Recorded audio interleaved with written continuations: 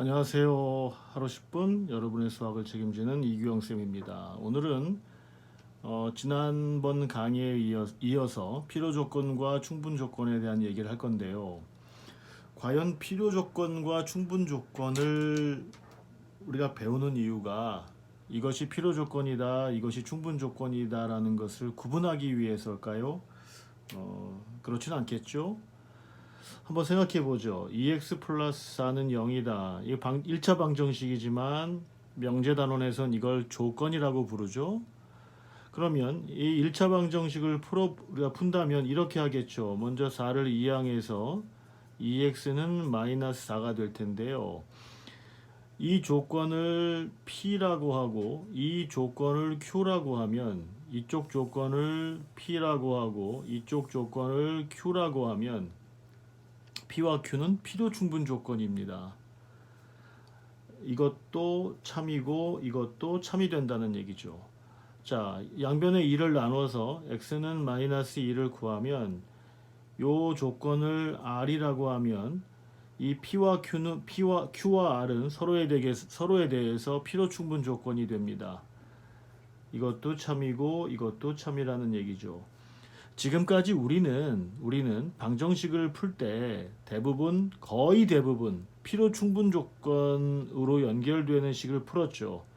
결국은 조건 P나 조건 Q나 조건 R은 서로의 답이 같기 때문에 우리가 이렇게 해서 나온 x는 마이너스 2라는 답을 요 조건 Q의 답이라고, 즉 진리집합이라고 생각할 수 있었던 것이죠. 물론 조금 더 꼼꼼한 학생들은 요 답을 여기 대입해서 검산을 하기도 하죠. 하지만 조건 PQR은 서로에 대해서 필요 충분 조건이기 때문에 x는 마이너스 2라고 나온 답이 요 조건 Q의 진리집합임을 여기서는 의심할 필요가 없습니다. 그런데 말이죠. 두 번째 문제처럼 우리가 루트가 나오는 방정식이 있을 때 우린 이 두 식의 양변을 제곱하게 됩니다. 대부분 이 식을 봤을 때 루트를 배운 학생들은 양변을 제곱할 생각을 했을 거예요. 그런데 이 식이 뭐냐면 a 이퀄 b이면 a 제곱은 b 제곱이라는 이런 명제로 연결이 되죠. 그런데 이 조건의 충분 조건입니다.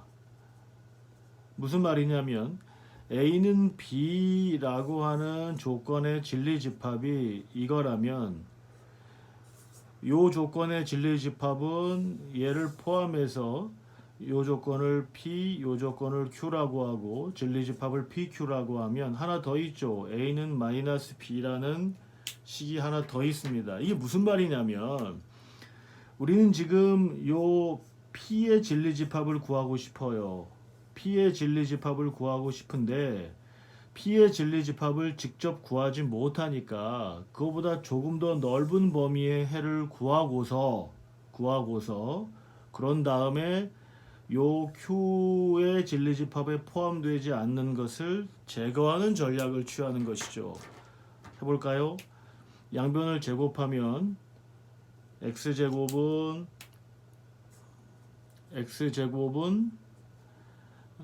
x 플러스 2가 돼서 2차 방정식을 푸는 방법은 잘 아실 거니까 빠르게 지나가겠습니다. 이렇게 돼서 x가 2 또는 마이너스 1이 나오는데요. 요 식에 x에 2를 대입하면 2는 2가 돼서 성립합니다. 이거라는 얘기죠. 그런데 마이너스 2를 대입하면 좌변은 1이 나오지만 우변은 마이너스 1이 나와서 x는 1은 요 P의 진리집합이 아니라 Q의 진리집합이 됨을 알 수 있어요. 요 P의 진리집합은 x는 2가 되겠죠.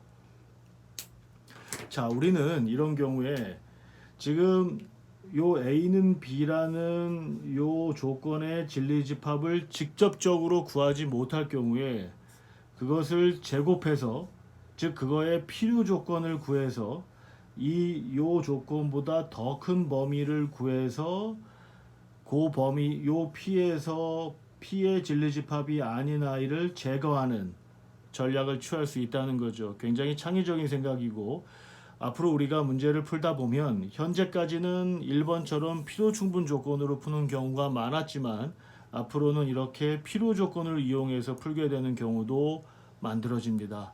그때를 대비해서 지금 필요 조건과 충분 조건을 배우는 것이죠. 자, 하나 더.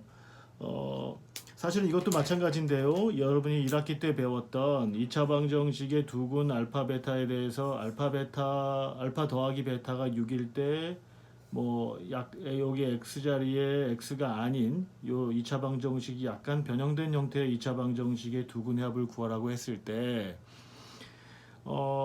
실제로 이 문제의 의미를 잘 모르는 학생들은 알파 베타를 그냥 대입합니다. 2, 3, 1, 5를 하든 2, 4를 하든 알파를 예를 들어 1, 베타를 5라고 가정하고 문제를 푸는 것이죠. 즉 fx가 x-1, x-5일 거라고 가정하고 요 x 자리에다가 2x-1을 대입해서 2x-2를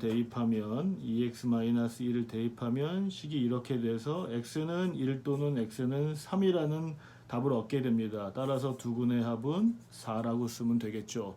x는 1 또는 x는 3이 돼서 두근의 합은 4라고 쓸 수 있을 겁니다. 이건 무슨 말이냐면 실제로 이 문제에 대한 해답은 여러분 이미 아실 겁니다.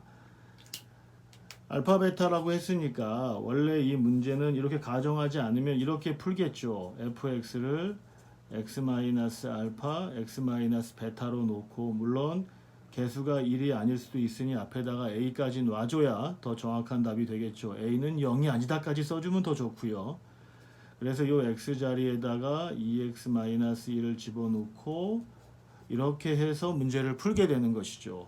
그래서 얘 둘이 0이 돼야 되니까 x는 2분의 1 플러스 알파 또는 2분의 1 플러스 베타 두근을 더하면 2분의 알파 플러스 베타 더하기 2가 돼서 그래서 답이 4가 나오는 이 오른쪽 답이 실제 우리가 구하는 답이라면 진리집합 우리가 실제로 구해야 되는 거라면 이걸 대입한 것은 뭐냐면 전체 집합 이렇게 하는 것을 예를 들어 Q라고 하고 이렇게 하는 걸 P라고 하면 Q라고 하는 전체 집합을 구하기 어렵기 때문에 그 중에 일부 하나의 예를 들어서 for example을 해서 예를 들어서 문제를 풀게 됩니다. 그런데 우리가 문제를 풀다 보면 그 문제의 구조를 완벽하게 알 수 없는 경우가 있을 수 있어요. 그럴 때는 지금처럼 그 조건에 부합하는 예를 하나 찾아서 푸는 것도 좋다는 겁니다. 즉 필요 조건과 충분 조건을 배우는 이유는 방정식과 부등식 문제에 대해서 우리가 직접적으로 필요 충분 조건으로 해결할 수 없는 경우에 나름 창의적인 방법을 제안한 겁니다. 자, 지금까지 필요 조건과 충분 조건을 배우는 이유를 살펴봤고요. 만족하셨다면 구독 버튼, 좋아요 버튼 부탁드립니다. 고맙습니다.